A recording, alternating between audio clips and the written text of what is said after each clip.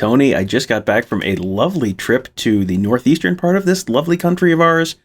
Went to Boston for a figure skating competition that my daughter was part of. Went to Maine, and as I can exclusively report, after having driven both directions, Maine is quite a good distance from Central Ohio. Exclusive, must credit Buckeye Weekly Podcast. So how did you get there? You went through like Boston rather than like going up through like the Lake Erie way? Did not go the Lake Erie way, but we were in like 10 different states at various points. It was Ohio, West Virginia, Pennsylvania, New York, Connecticut, Massachusetts, New Hampshire, Rhode Island, New Hampshire, Maine, and then we had a side trip to Rhode Island later. So 9 states, if I have counted correctly on my fingers underneath the desk. So it's it was an extensive amount of time in the car, and a lot of time to think. Reflect on the beauty that is western Pennsylvania, and then central Pennsylvania, and then eastern Pennsylvania, and then on the way back eastern Pennsylvania, and then central Pennsylvania, and then western Pennsylvania. And if it sounds like, boy, why does he keep talking? It's like, well, there's a lot of Pennsylvania. There's a lot of Pennsylvania, as anyone who has driven across it 150 or so times in their life, like me, can probably tell you. How many slug bugs? You know what? I wasn't counting because I was just reflecting on the beauty of central and eastern and western Pennsylvania, not necessarily in that order. How are the Spent leaves? a lot of time at Sheetz gas stations over the over the trip, so that was lovely. You know? Made it worth it. How are the leaves looking in New England? Non-existent so far, but yeah, not the most picturesque time to be up there. But it wasn't like 33 degrees and sleet like it can be up there, so I take that as a win. There you go. Yeah, driving through Pennsylvania, I remember the first time I drove through like Alabama for spring break, heading to like Panama City Beach, and it's just like it just takes so long to get through that state, and it's basically the upright version of Pennsylvania, I think, in terms of getting through it. I'm not sure which one is more upright in terms of figurative rather than literal, but glad to hear you're back, Tom. New England is a very special place for some people. Yes, as someone who grew up there, it's like, yeah, I mean, I remember it. It's nice. There's a reason I don't live here, but it's nice. I mean, at least in Alabama, you have the music where if in central Pennsylvania, there's no rate. Like you hit the scan button on the radio and it just goes around and around and around because there's no stations.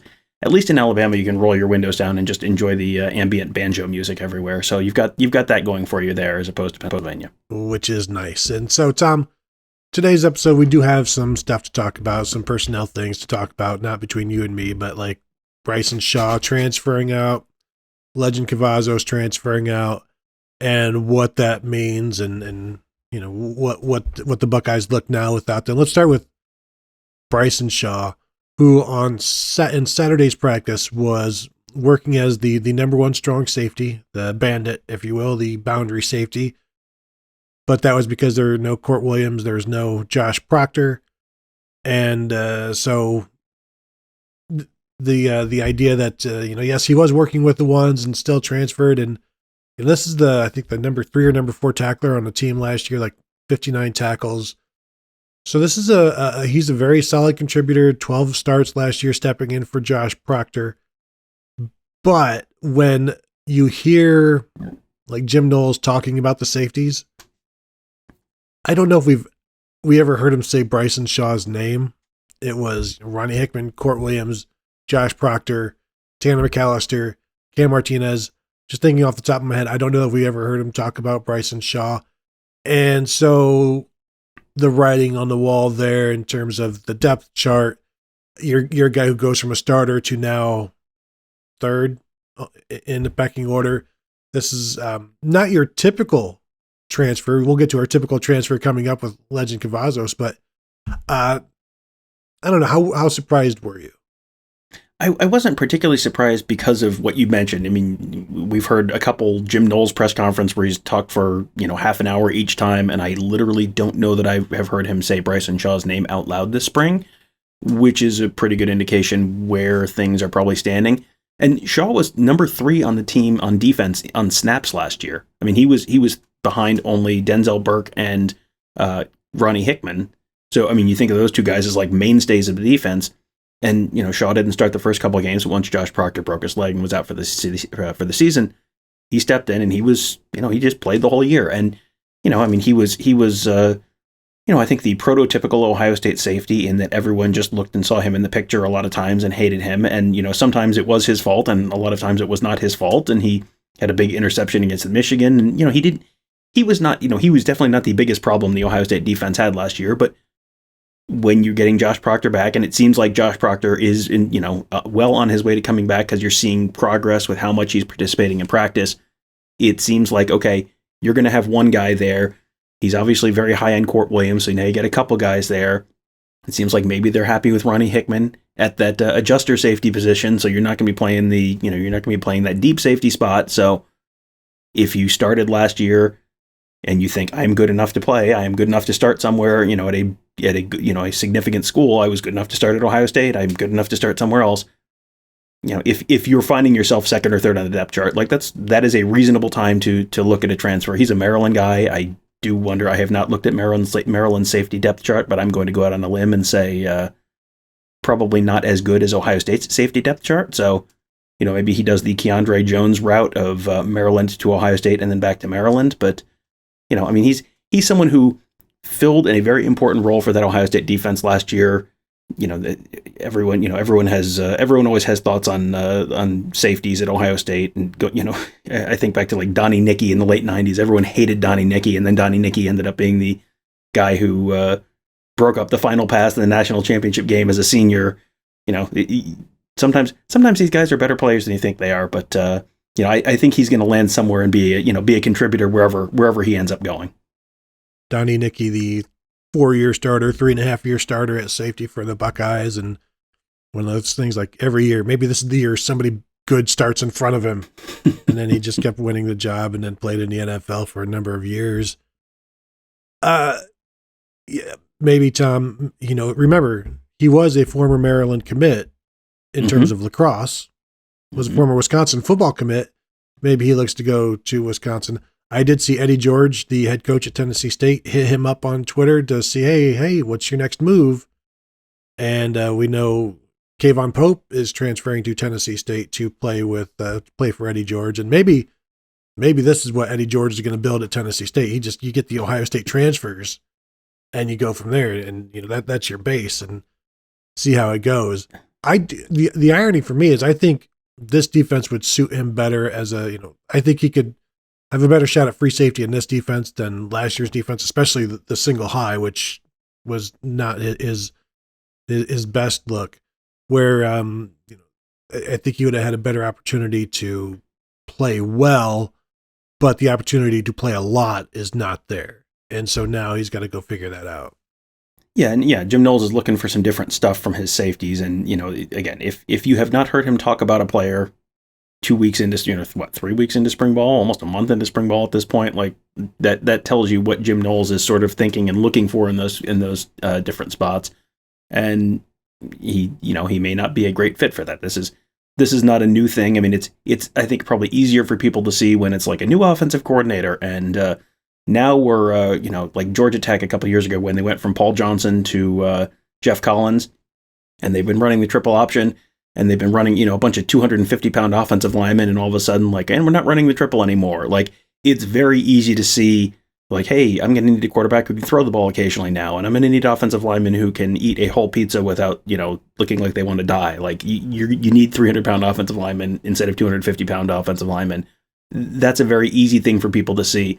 This may be kind of like a little bit more subtle version of it, where it's like, well, we're looking for some different stuff in our safeties. Doesn't mean you're not a good safety, just means you're not doing what we, maybe you're not the best fit for what we want to do. So, go find a spot where you potentially have they are looking for something more like what you can do. I was wondering about the timing with Josh Proctor coming back on the field, and like Josh Proctor, like making progress. And you kind of wonder, like, okay, you're seeing these guys, like you're seeing Ronnie Hickman sort of cement himself maybe in that adjuster position, and you're seeing Josh Proctor, like, okay, like if maybe there's a question, is Lathan Ransom going to be ready for the start of the season? Maybe there's some question, is Josh Proctor going to be ready for the start of the season? Or maybe there's an open position there. Now that you see Josh Proctor on the field and making significant progress, and potentially being able to do some of the stuff that Jim Knowles is looking for, maybe that was kind of one of the tipping point things as well. I think also, and it is a little strange when guys transfer mid-spring. Obviously not unheard of, but it's usually they wait until after spring to see where they line up. But I think, I don't know if there were some uncomfortable conversations after Saturday's practice, and that's when everybody was like, just so you know, this is where you are right now. Again, Bryson Shaw played free safety last year. The number 2 free safety right now seems to be Kai Stokes, the true freshman.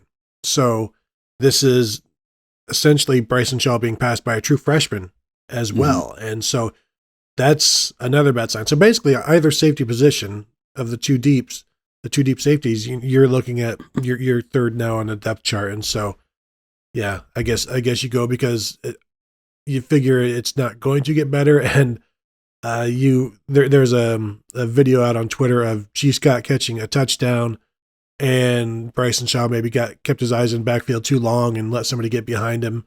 It is a red zone touchdown, and Jim Knowles just lights into Shaw, just like very unhappy with the coverage on that one. And I know a lot of people saw that and immediately thought of that when they see that he hit the portal. But it wasn't just being yelled at on one play or anything like that. This is a guy who found out where he stands, and even though you're number 1 in a scrimmage, that's just dictated by what happens that day. Lejond Cavazos, Tom, who we talked about last week, moving from corner to nickel. This is his going into his 3rd year in the program, his 3rd spring. Granted, the first one didn't necessarily happen in 2020, but when we talk about guys who transfer, it's always guys going into their 3rd year who don't have a role, or in this or get passed by. In this situation, he's as I said, he's heading into his 3rd year. Pretty much gets passed by the Jordan Hancock and Jalen Johnson, and then gets moved to a position where he's at best the 3rd guy behind Tanner McAllister and Cameron Martinez at nickel, and probably going to be battling with whoever else they had there. And on Saturday, it was Ryan Turner as well, the true freshman. So this was another one. To me, this was made with the understanding of he probably isn't going to take this well, and it's maybe the last straw, but they were 5 over at that time. So, they need guys to leave, and this isn't a cut, but it's like, if we move him, and because we like what we have at corner, so we got to find a spot for him if he's going to stay. But also by moving him, we know that will be maybe the encouragement he needs to look elsewhere. Well, I mean, go back and listen to last week's show, and we have the longstanding policy that we don't speculate on transfers. But if you were looking to the prototypical guy who fits the profile of a guy who might hit the transfer portal, third spring in, potentially getting passed on the depth chart by guys behind him. And, a position change where it's not, the position change, and we talked about this a little bit last week, but the position change happens for one of 2 reasons. One is we really need someone at the position that we're moving you to. And that, to your point, with Tanner McAllister and Cam Martinez, that didn't read to me, that didn't track to me like this is a need move. So then it's okay, well, they don't see his future at one of those outside corner positions. He's getting passed by J.K. Johnson, getting passed by Jordan Hancock, potentially in the depth chart.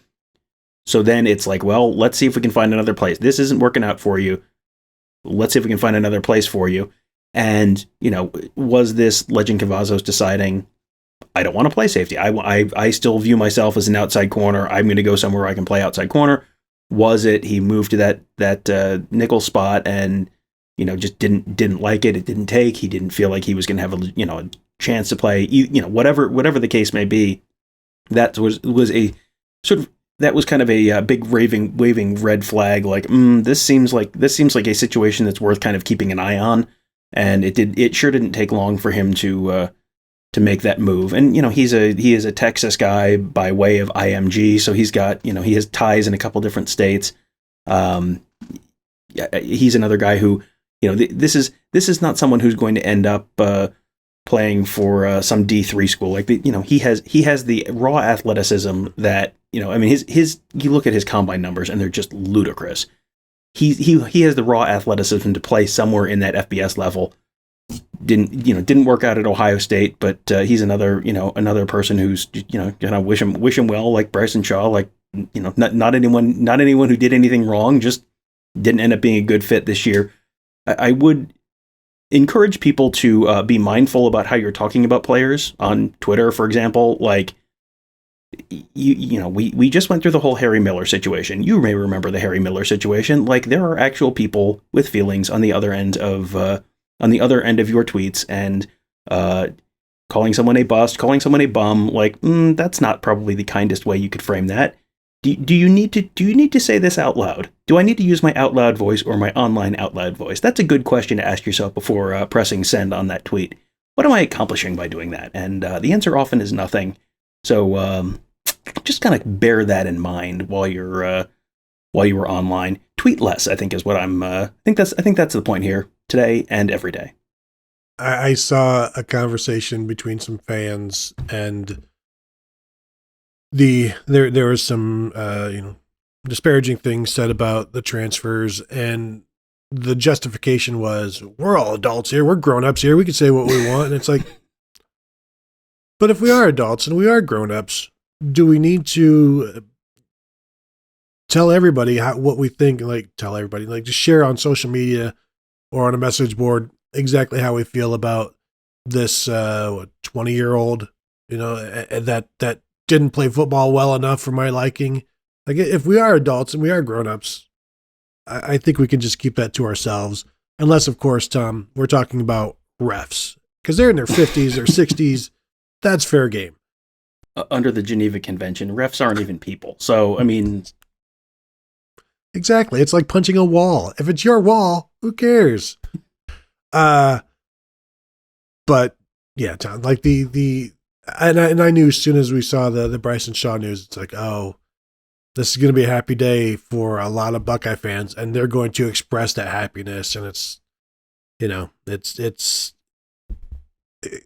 express it via text to your closest confidants. You don't need to share it for everybody, because the players do see that, and their teammates see that, recruits see that, and that's the image that is being put out about Buckeye fans to a lot of people. And you just, I've seen some polls being put out of late, like worst fan bases, and Ohio State was winning another poll.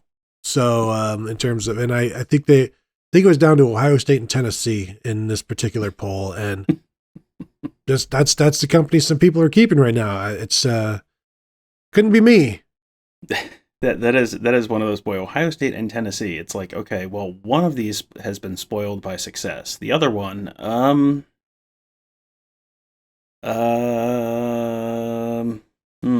that's I mean, boy, that's spoiled by neglect. Yeah, to your point, that is not the company you want to be keeping online. But yeah, just consider, number one, saying less, tweet less, say less. Think before you send something. Is this accomplishing anything? Will this have any kind of positive impact on anyone?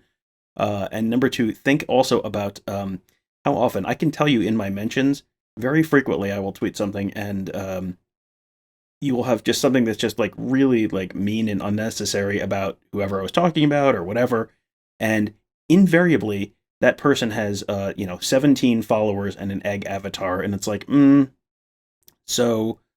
Consider what this might mean about the marketplace's value that the marketplace has placed on your opinions and takes, and conduct yourself accordingly. Like, if no one has decided that I'm worth listening to, maybe dial it back a little. On Sunday or Monday, probably Monday after all of this went down, I tweeted that Ohio State right now needs to be building depth in the secondary, not losing it. And I had some people take issue with that. Like, these are good losses. And it's like, that's fine if you want to believe that, but read the words that I said in terms of, it's true that Ohio State needs to be building the depth. And just because they have a lot of names, Tom, doesn't mean they have depth. The offensive line has a lot of names. Does it have depth?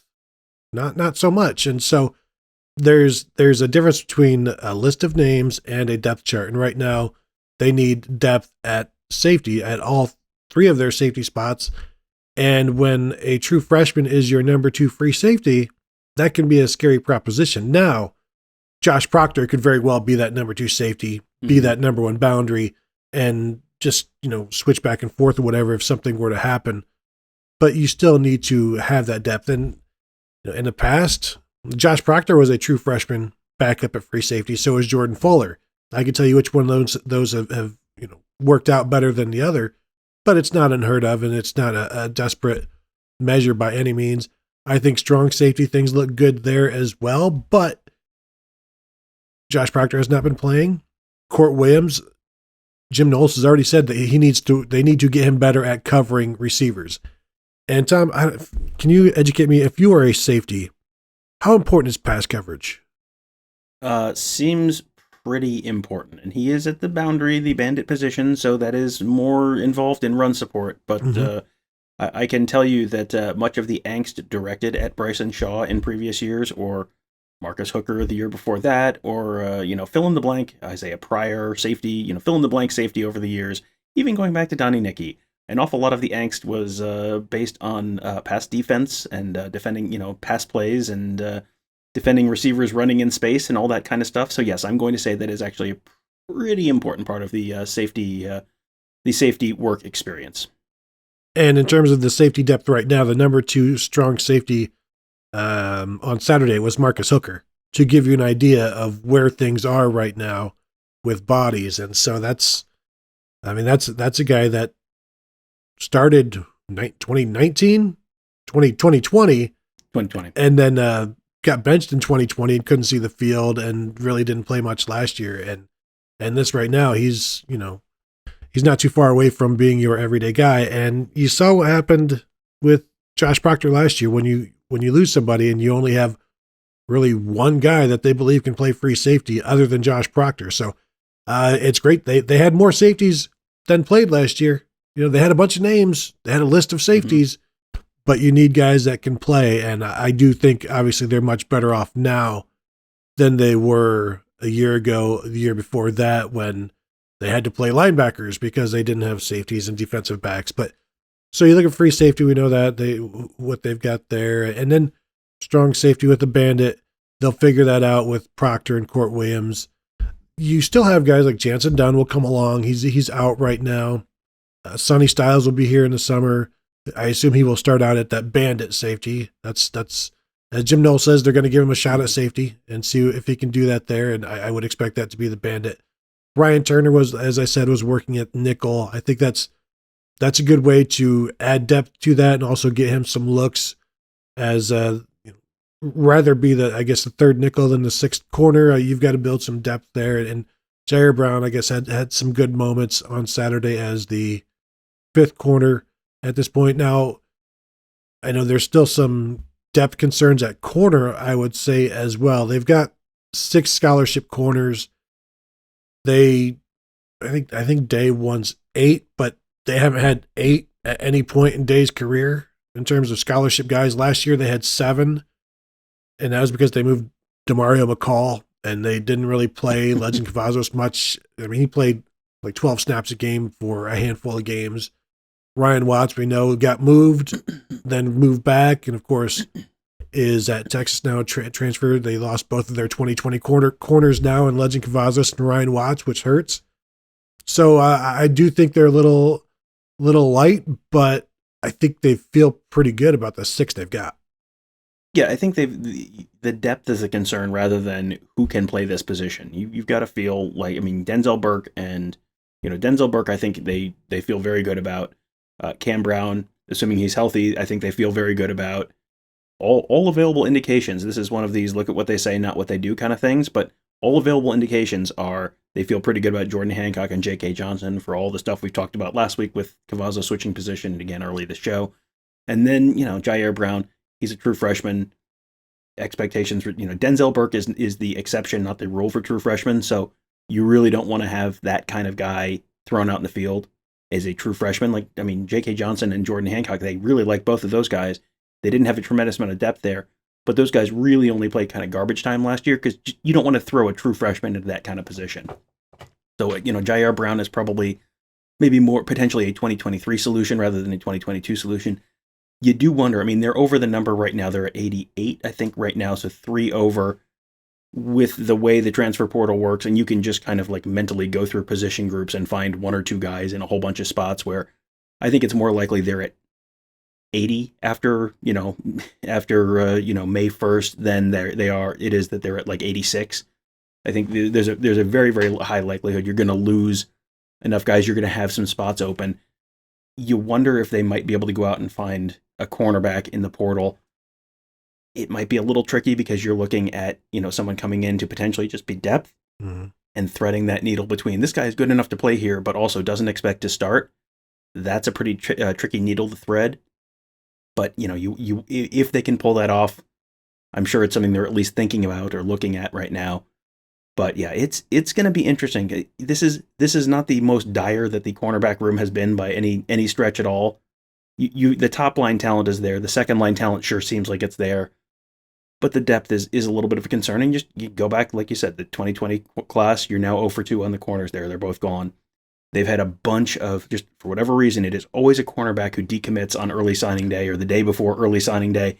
You add Clark Phillips to this team, like, well, that cornerback room looks very different. Yeah, they just lost a guy last year, and I'm blanking who it was.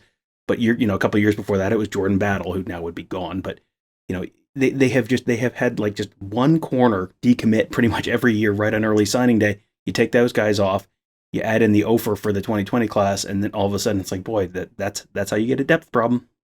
Yeah, I would have that name for you. I can only remember that he's a Texan.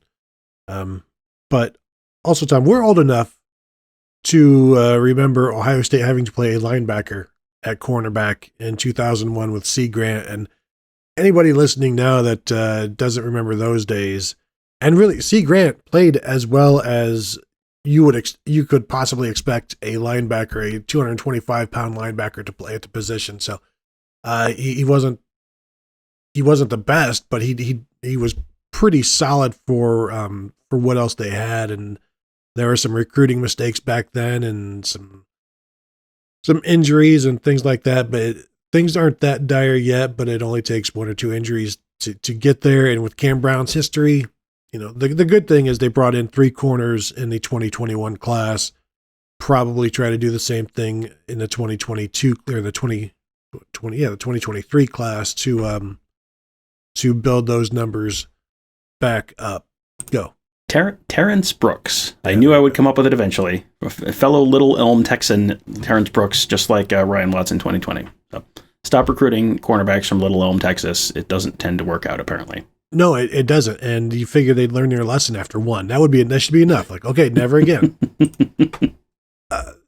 Let's talk a little bit about Cameron Babb, the 5th-year receiver. Now had a scary injury. Turns out it's not that scary.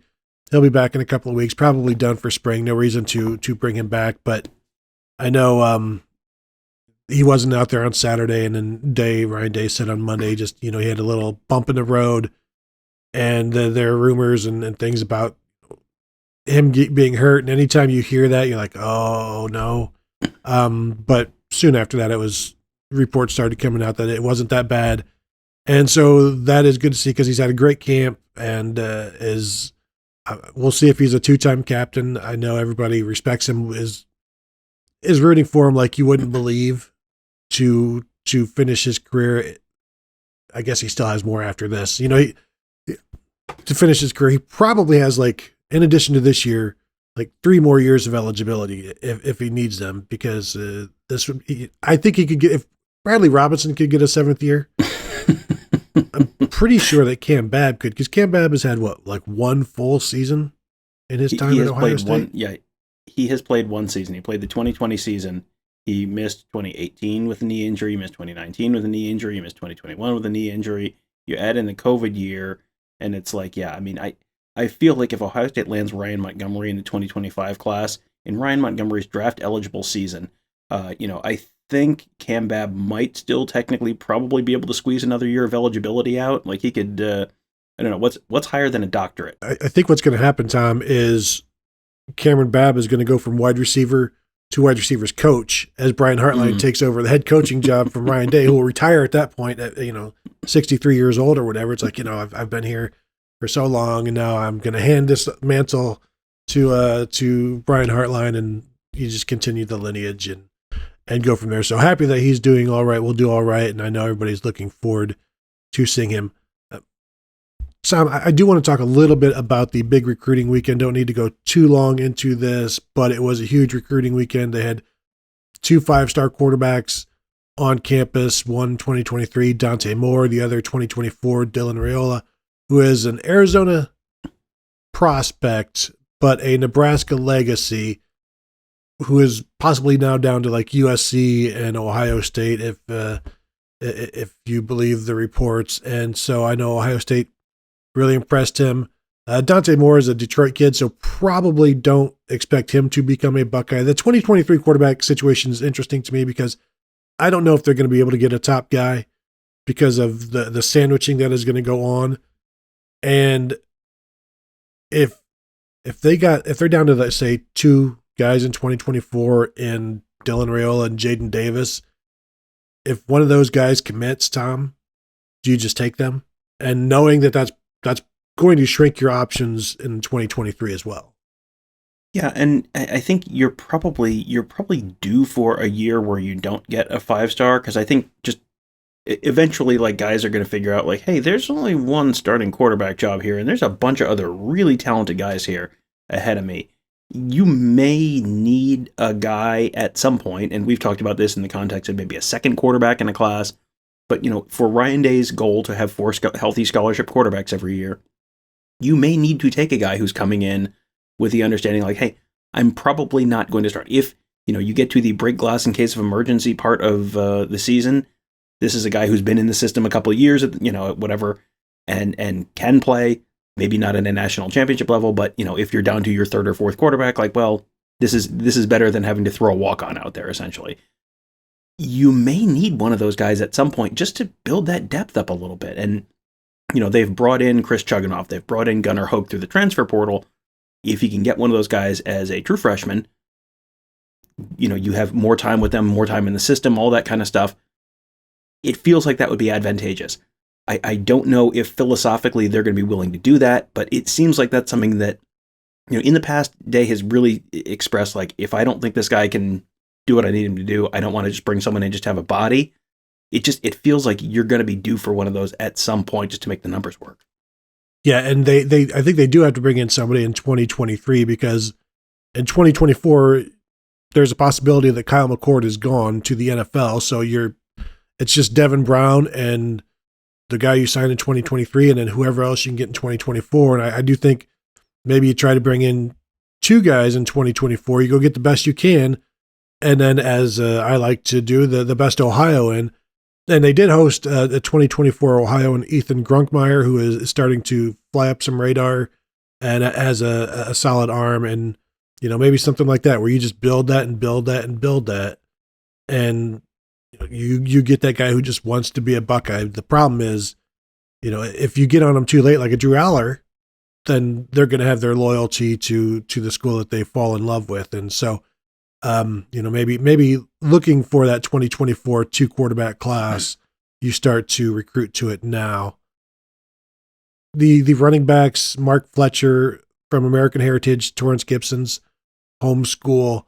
Bill Bent Green likes to compare him to Carlos Hyde, and if you go watch his huddle, you'll see a guy who's like 6'1", 225, and is big and shifty, and this is probably going to be a 2 running back class as well.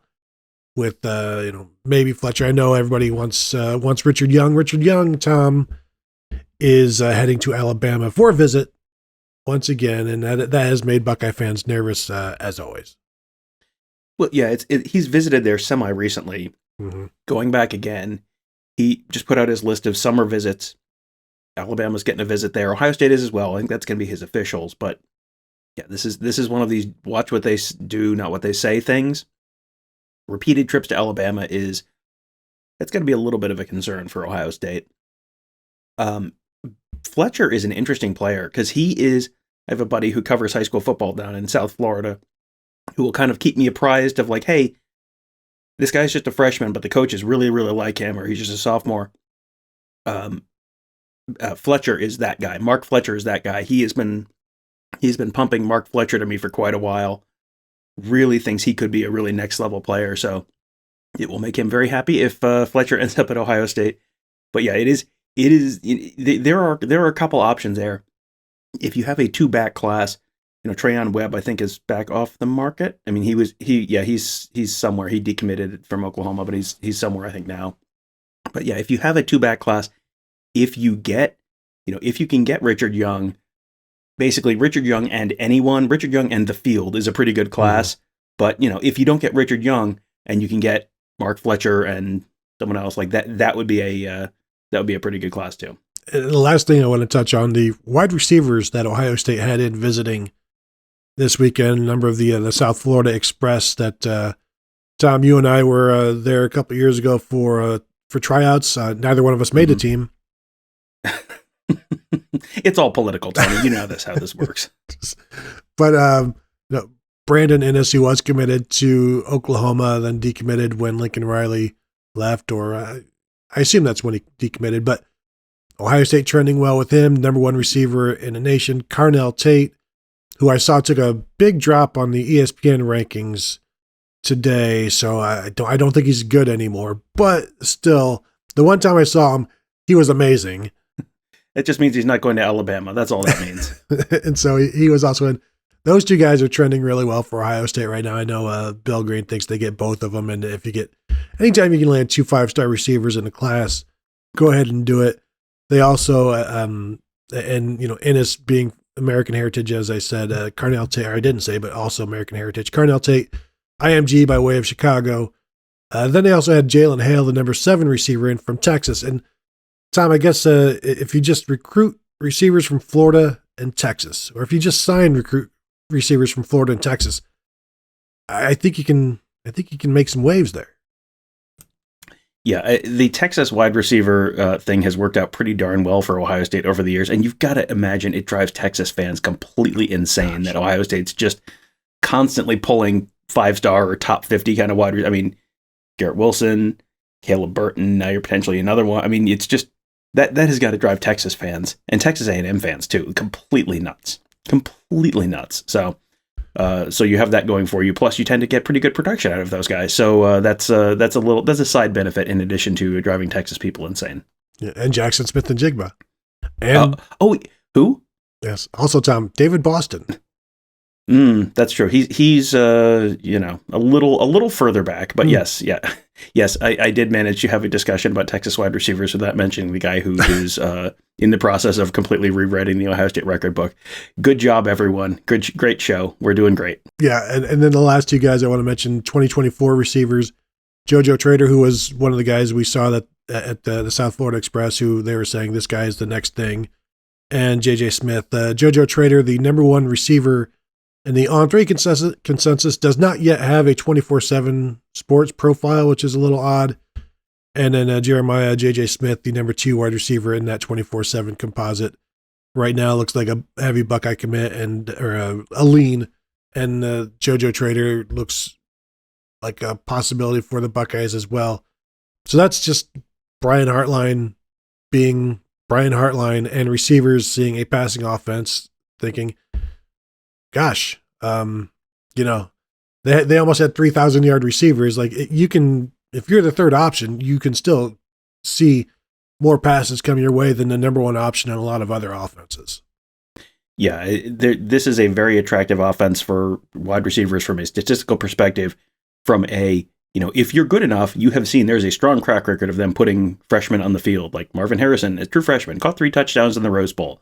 Garrett Wilson, you saw him making big plays in the Fiesta Bowl against Clemson as a true freshman. Like, they are not going to make you sit and wait. That's kind of been, I think, a big change.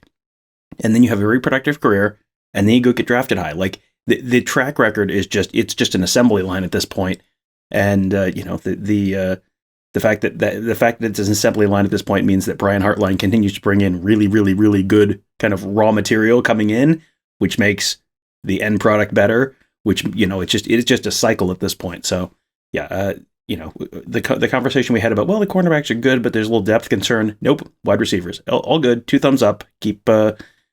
We need to FOIA Brian Hartline's performance review this year, because I bet it's just like, yep, you keep doing all the good stuff. Yep, all good. I think it's just the gif of the Christmas Story when Ralphie's teacher is just putting the A+ on the board, just plus, and that's what you FOIA, and that's what you get back. What is his must improve? Must improve. Teach other people to do this. Like, that. I mean, what else could it be? He has not yet produced a first-round wide receiver. Yeah. What time is it? No, not yet. Okay. It's as of, we got the show this early. Recording. Yes. Yeah. It is kind of crazy that Garrett Wilson will be the first-round Buckeye receiver since, I believe, Anthony Gonzalez in 2007 when him and Ted Ginn both went. Correct, Tom? Yes. And they still have Michael Thomas was a second rounder, Devin Smith a second rounder, Terry McLaurin a third rounder, Noah Brown 7th rounder. And one last thing, Tom, before we go, Ryan Day did say that there have been no commits yet from this weekend. He did say that he explained to the recruits that basically when you commit, that's it, it's done. We don't want you taking visits. I don't know that it was necessarily a hard and fast rule. Like if you visit, you're no longer committed. But he was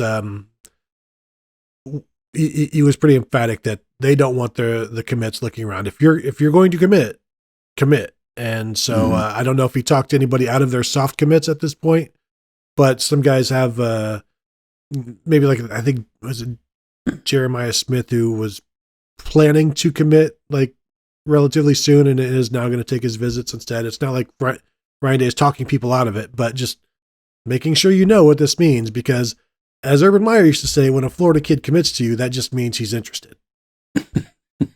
Yeah. And with this goes back a little bit probably to what we talked about with guys flipping late. Like you when you're committed, like you really got to be committed, because if guys are committed and you're still recruiting their position, they don't like that. But if you're not, if you're committed, air quotes, but not totally, not totally committed, then that opens you up for, well, if that guy leaves, then what? Because I'm not supposed to be recruiting other people, but also, if this guy's out there taking visits, what am I to read into that? So there was an LSU commit. Now I can't remember who it was, but my favorite recruiting tweet of all time was basically, the guy said, I am 110% committed to LSU. That being said, I'll still be taking my visits. And it was like, well, 110% is a mathematical impossibility, but also you taking visits while being 110% committed is a mathematical impossibility on a couple different levels. So yeah, it's, this is, I don't know, to your point, I don't know if this is as hard and fast as like Dabo Swinney's old thing where, if you take a commitment, you're basically take a visit, you're basically decommitting from Clemson. I don't know if it's that hard and fast, but, with the way things are changing and with sort of the, unpredictability of managing the numbers right now with the transfer portal in and out and late decommitments and, is someone going to throw, $20 million of NIL money at you or something like that? Like Ohio State is in a high enough demand, place right now that they can probably afford to be a little more picky about things. And we'll see whether this works out, but, you can definitely understand where Ryan Day is coming from on that one. Absolutely. Tom, you got anything else before we go? Nope. Good. That will then do it for this episode. We want to thank all of you for tuning in as always, whether it was a podcast or on YouTube. Thank you for watching. Thank you for listening, and we will talk to you guys later.